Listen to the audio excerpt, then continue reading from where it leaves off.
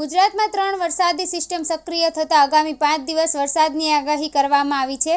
તેમજ બંગાળની ખાડીમાં સક્રિય થયેલું લો પ્રેશર આગળ વધીને 24 કલાકમાં ડિપ્રેશનમાં ફેરવાશે. આથી એક સાથે 4 સિસ્ટમ સક્રિય થતાં અતિ ભારે વરસાદની આગાહી કરાઈ છે. રેડ એલર્ટ: સુરત, નવસારી, વલસાડ, દમણ, દાદરા અને Nagar Haveli, Dwarka, Porbandar, Junagadh, Gir Somnath, Amreli, Rajkot orange alert. Kutch, Jamnagar, Morbi, Surendranagar, Botad, Bhavnagar, Bharuch, Narmada, Chhota Udepur, Tapi, Dang yellow alert. Anand, Vadodara, Panchmahal, દાહોદમાં છે.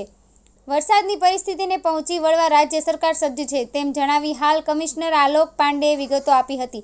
પાંડેએ વધુ વિગતો આપતા જણાવ્યું હતું કે મુખ્યમંત્રી ભૂપેન્દ્ર પટેલ, મુખ્ય સચિવ રાજકુમાર અને વિવિધ વિભાગના ઉચ્ચ અધિકારીઓ દ્વારા વરસાદની પરિસ્થિતિનું SEOC ખાતે સતત મોનિટરિંગ કરવામાં આવી રહ્યું છે.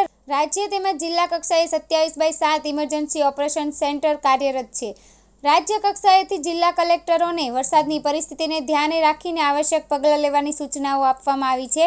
રાજ્યમાં જિલ્લાઓની આવશ્યકતા મુજબ NDRFની કુલ 10 ટીમ, SDRFની કુલ 20 ટીમ ડિપ્લોય કરવામાં આવી છે. આ ઉપરાંત 5 NDRFની ટીમ રિઝર્વ રાખવામાં આવી છે.